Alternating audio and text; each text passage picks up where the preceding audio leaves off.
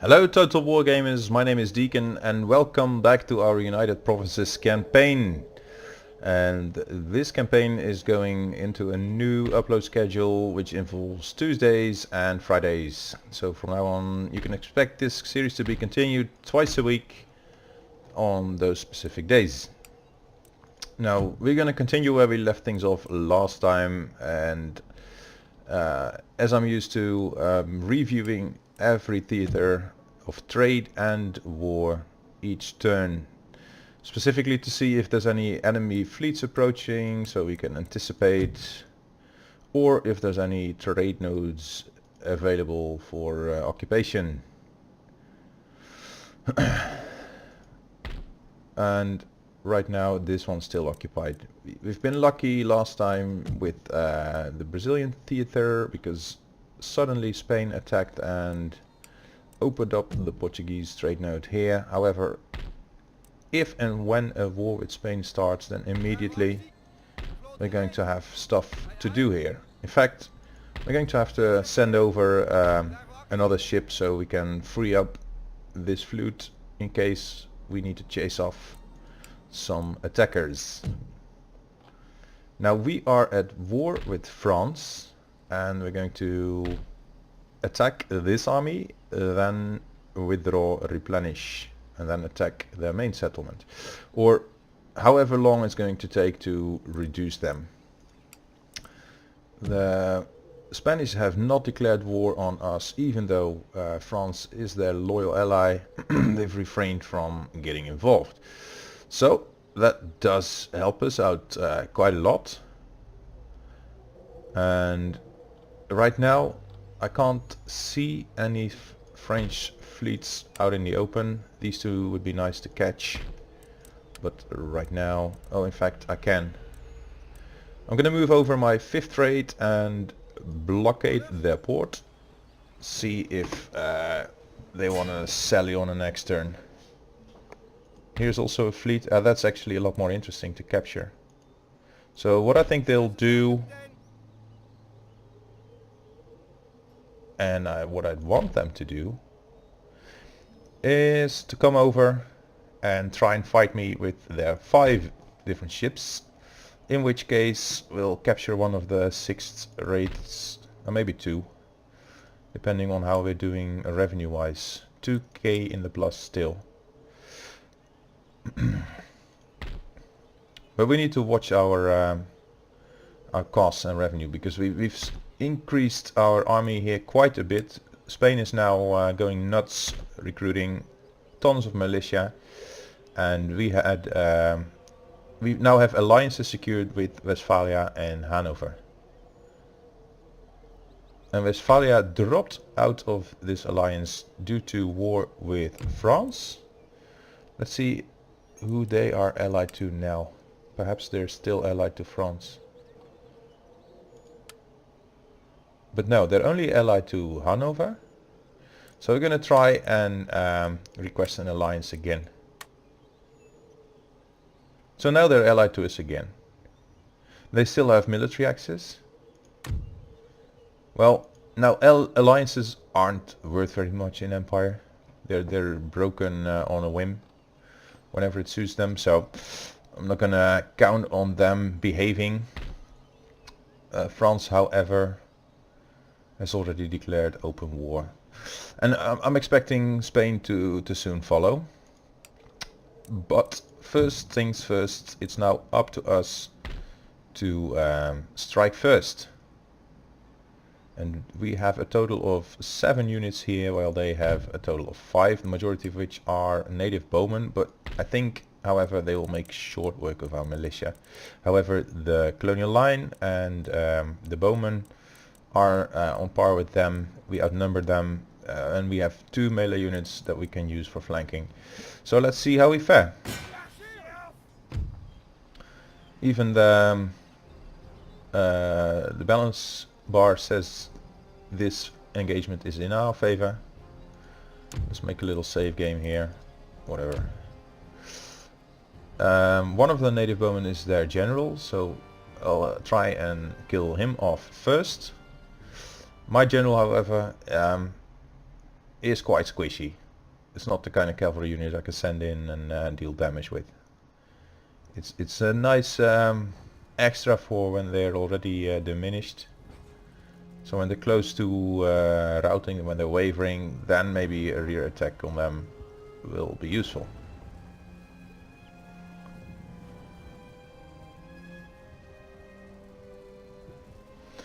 Now of course they have only ranged units, and our natives, they need to engage in melee for them to be useful, and if not for anything, then they are useful in terms of drawing the enemy fire. So I'm going to use them to give chase and push back the enemy on one flank, so we can properly engage them in the main line. And my general I'm going to keep back also, so we can use him for a flanking attack. Now this is our main line, save for those units, and we're gonna bring them close enough to actually start firing. And these guys I'm gonna bring to that flank, and the general, I'm holding him back for now. Thing is with those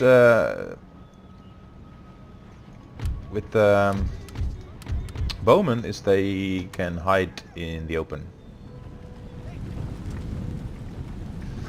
and the enemy is probably going to draw first blood, but I want to be in close so I can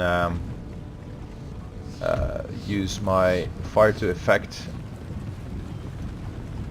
We have 2 units of militiamen that aren't exactly the most accurate, so for them to mow down those native bowmen, we're gonna have to bring them in close. My line infantry is the strongest of the bunch, and they are not yet in range, so I'm gonna move them up further, and so are these bowmen and these the colonial militia.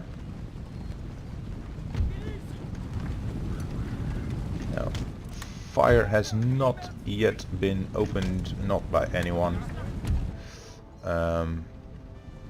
I don't know where they are. I'm just gonna charge in with my natives. Now they are not yet facing us, so we should have taken advantage of that for longer. They're only slightly turning,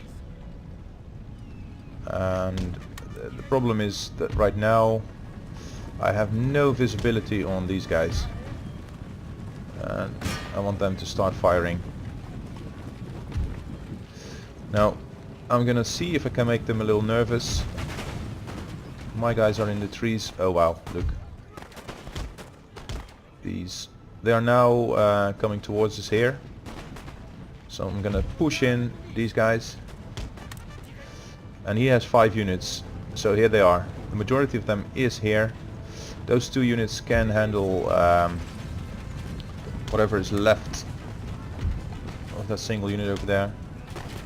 And if we can finish up these guys fast, then we can shift our lines this way and properly engage that unit over there.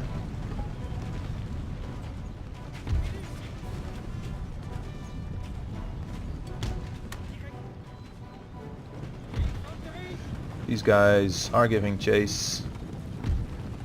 Once they engage in melee, and they haven't lost any units yet, it means we free up this one, and it's gonna come cover us here. Now my horses are kind of fast, but not so very fast. The native bowmen, they are fast. They're fast runners, so if we wanna keep an eye on them, can you please fire on these guys? I don't know what's happening here. So we're drawing them away from the main fight. Oh, and now there's a second unit of bowmen over there. So we're gonna change facing let's see how we are doing. They have been routed already. They're shattered, so they're not coming back. So I'm now gonna send in the natives into this fight and push up my line in this direction. And it's a wonder these guys are still standing.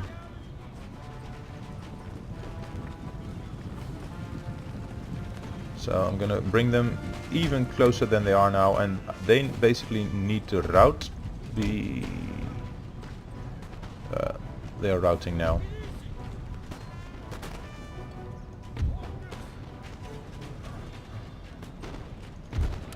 Okay. Now I'm not really using these guys at the moment, and I need them to engage. Again, I'm gonna change facing with my main colonial line infantry. These guys are now gonna change facing as well. These guys rush in. Meanwhile, my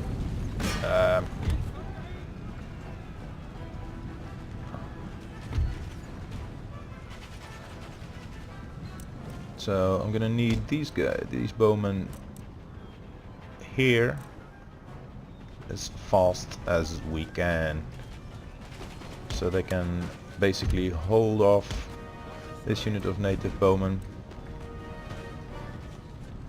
Okay, they've also routed now, so I'm gonna push in with these guys.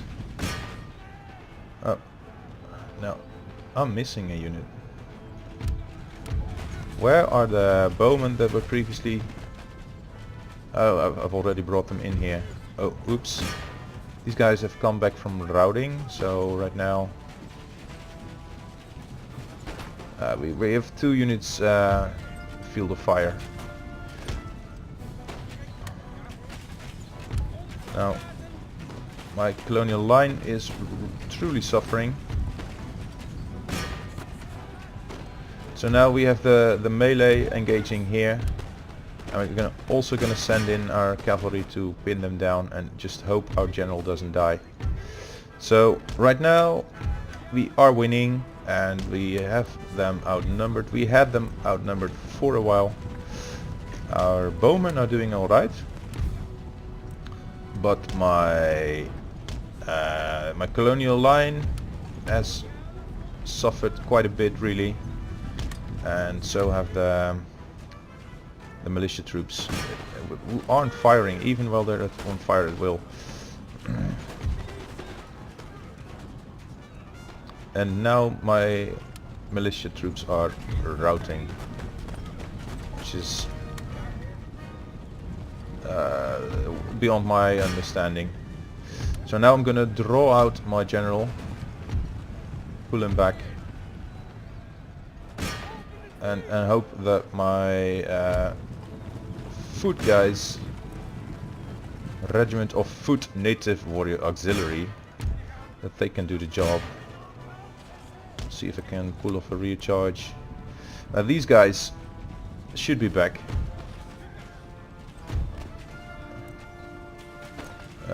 These colonial line is contributing still, and I don't really mind that the fight is being drawn out a little bit, because the more we reduce them, the better it is for us basically. So now I think we have them routing all of them, and let's continue the battle and try and catch a few more. Those guys we're not going to catch up with, but let's just get a few more kills so they don't show up on the map again after this, but they're already off the field, so we're done. At least we've secured our first victory, and we've lost 240 men against their 360, which I think is a pretty good way to trade. Most of the kills are the bowmen, so they're quite effective, and I expect also the French have deployed them and built them exactly for this reason. They're for this kind of fighting, they're very suitable. So the warriors and the bowmen both gave us the most bang for our buck, basically. And these guys, they've lost more than they killed, and these guys lost a lot more than they've killed. So the units chewing up most of the arrows have been these guys, which is fine, really. And here we've lost slightly below half of our troops, and we can't retrain them here. So now he has withdrawn all the way back to their thing, and we're withdrawing to this place. Now we can retrain a few, but not many, mostly because we don't have the funds. Look, and now we're done. So these guys can add a few back to their number, and that's it. However, let's not give them, but these. Basically puts more men back into our army. And as long as I can fight them this way, I'm really fine with that. And now we're gonna hurt them economically. What do we have here?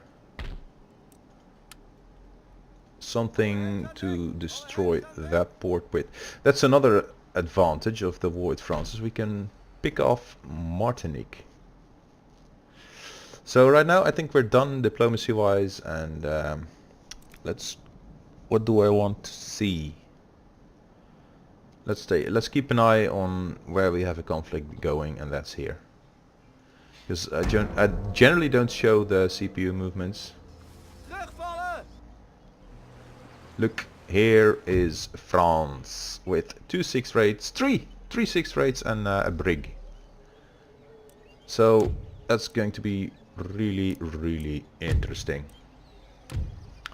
Now I have a 5th rate, which is slower than all of them, but I outgun all of them. I have like twice the firepower of their strongest vessels, so if we play it well, we're going to capture them all. And I like naval battles. Probably I like them, period. So we are sailing against the wind, so we're gonna if we want to maneuver, we're gonna have to maneuver that direction. So to not lose position, we're gonna sit on this edge and approach them with half wind. And that is one thing. I am a sailor, not a sailor man, but I know how to sail, and I've done my proper share of sailing ever since I was like 15 years old. My father was a wealthy man, still is, by the way. He bought a small yacht of like 6 meters, and he thought it was nice to have a sailing yacht.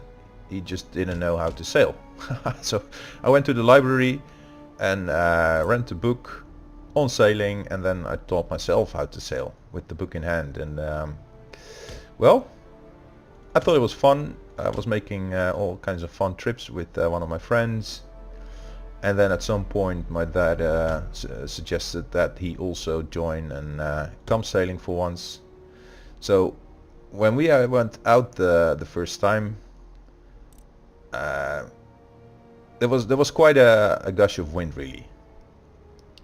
I think maybe 5 Beaufort. This is not too much, nothing crazy. This is a 6 right here, Hercule. Okay, I'm not just gonna sit here wait for him to approach me. With hardly any sails. Actually, quite a few sails. Anyway, if you're going against the wind or with high wind, and you have a wind of 5 Beaufort,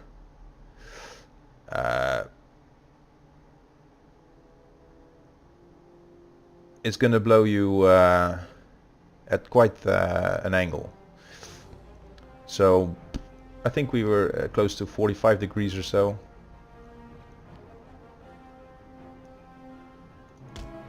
Okay, one shot more, and now there at some point the fleet is gonna decide the heck with it. We're gonna change course.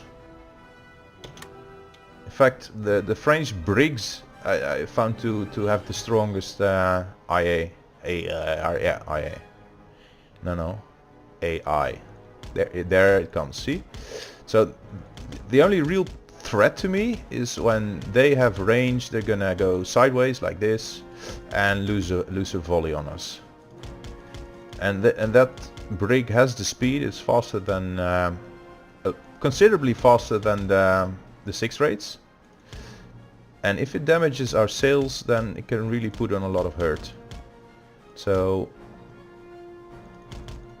if it's going to respond the way it does now, it's going to keep shifting bows, and then there's no problem. But anyway, one funny thing is that my dad actually he thought it was pretty scary, so he was continuously telling me to not go so sideways and to flatten the horizon. Okay. I need to stay out of its field of fire and out of the 6 rate that's in there behind it. Okay, another volley. Okay, so now they're all coming. So the solution here is to create distance. I'm gonna sail the same course as they are. They've already received some damage to their sails from me, so I need to stay away from them basically, and I need to continue to create distance. And their maneuverability suffers at the start of the fight. Their maneuverability is exactly the same as ours, and they're 1 knot above us in speed with their 6 rate, so that isn't too much speed really. And as soon as we hit their sails once or twice, they pretty much lose their speed advantage, and then I can basically just toy with them as I'd like. However, right now this guy has surrendered, so he's not going to fire again. So I'm not going to go closer and destroy what remains of his sails. And even with 1 mast left, if he sees me approaching, he might already surrender. There you go. It's interesting now that it says they're shaken. They're losing slightly, but they're just pretty much dead in the water. I mean, I would have surrendered my ship minutes ago.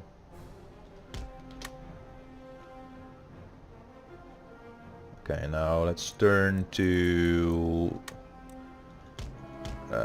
grape shot. Now they've surrendered. It's almost like they know. They hear me shouting, "Grape shot!"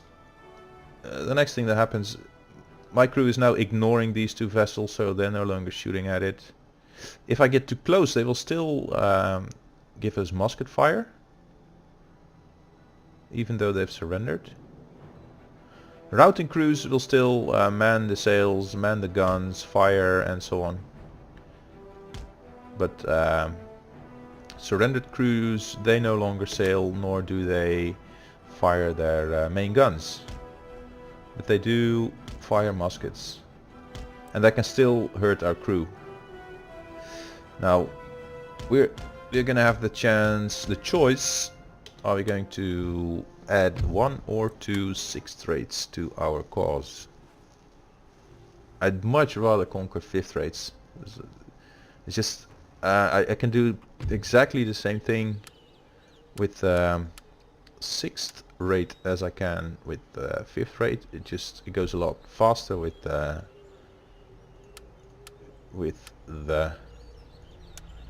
5th rates. So we're going to capture 1 and the rest we're going to sell.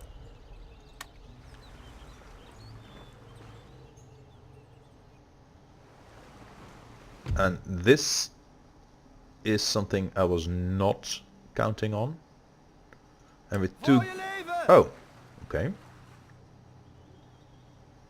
I thought I was retreating. Maybe because it's on the coastline. Now another nation with a fleet here could capture this trade node right now. And at the moment it's not a problem because I have something like a galleon or anything with guns is going to capture this Indiaman, and then we're going to put it up, but now we're too late. So Persia now captured a trade node.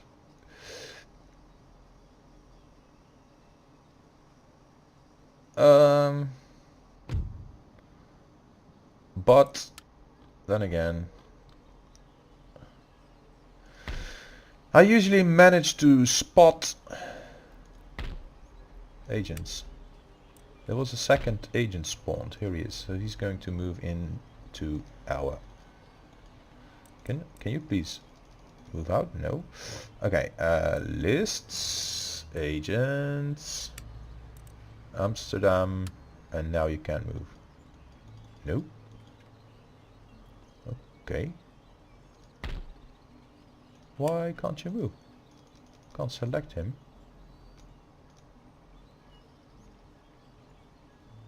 This is odd. Usually if giving orders, can't order him. Alright, maybe on the next turn aggressor Sweden. And now this is what you get when having allies. We're going to war.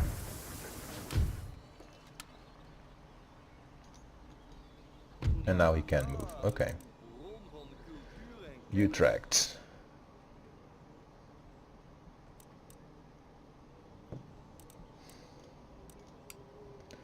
Now, if you know me...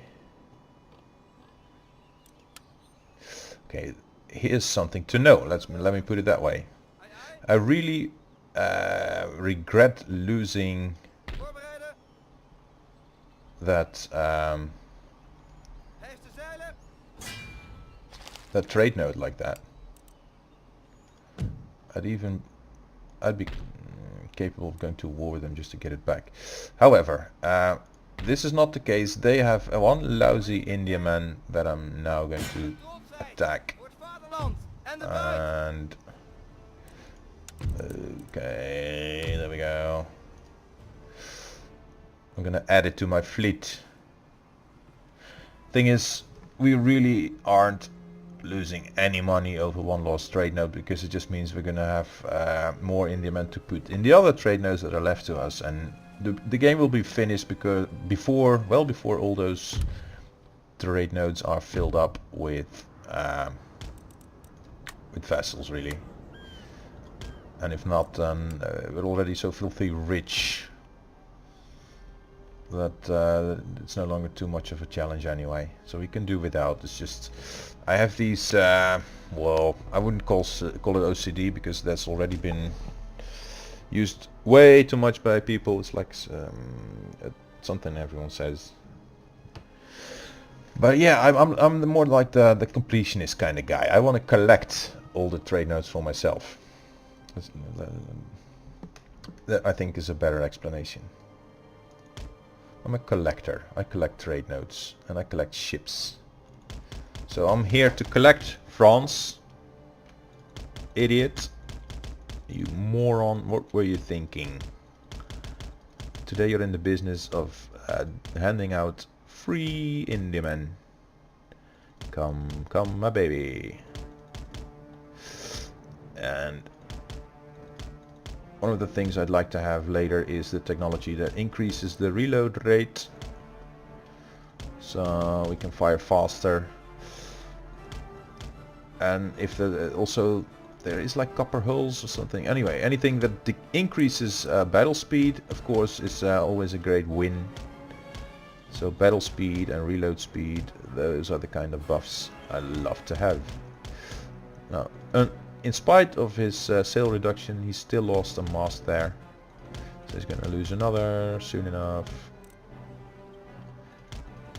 And I've said it last time, if there were a way that I could speed up this battle even more than just 6 times, I would use it. Now I'm gonna come closer, given the scares,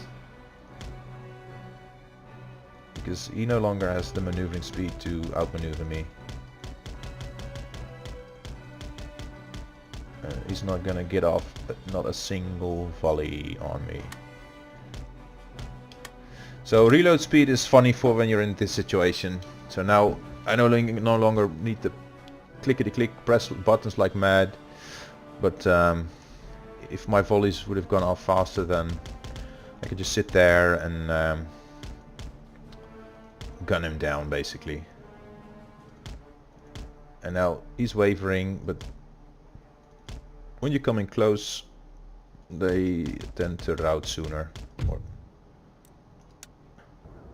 Now he's routing, and when you rout a unit then it still hasn't surrendered. And a routing unit can still be sunk by the auto resolve that then follows, or withdraw from the theater of war. So if okay, now the fastest way to do it now I think is to simply board him, and then it automatically surrenders once it's boarded. Any unit routing auto surrenders on boarding. Downside of it is they may fire a volley straight into with their broadside into us and hurt our hull a little bit. So now we did capture it. Anyway, that's revenge on the French for making us lose that little trade node there. So our fleet's gonna move back with an Indiaman into the fold. Now for the rest, there wasn't too much to do this time, and we've played, I try to play these sessions like an half hour per turn or so. How long does it take to replenish units? In any case, we're going to recruit more until we've effectively conquered them. And part of that strategy involves recruiting more colonial line here as well. However, I was quite disappointed with that performance in that land battle over there just now. But again, we've destroyed 3 ports that they need to repair and blockaded this one. And I want one more vessel in Brazil. Anyway, this concludes our episode for today. If you've been watching this and have enjoyed it, please do leave a like and subscribe if you want to be notified on my future releases. Also comment down below if you have any questions or suggestions. I'd love to hear from you, and see you next time.